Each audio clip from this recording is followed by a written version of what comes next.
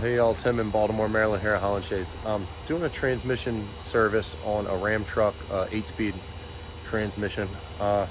This one's interesting. We're using all the proper block offs. A lot of shops are doing drain and fills because there's a lot of adapters and there's a thermostat on the side of the transmission that can really hinder flow if you aren't hooked up properly.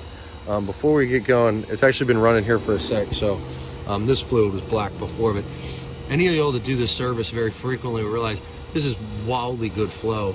And we're holding steady here at 20 psi with power assist.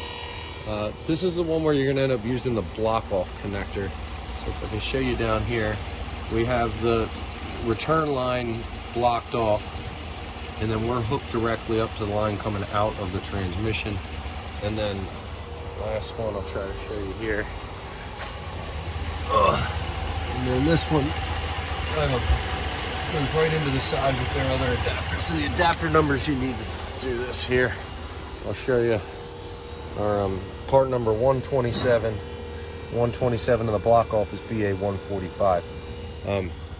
So really good service. It's pretty straightforward once you know where you're hooking up and the procedure. But thanks for joining us.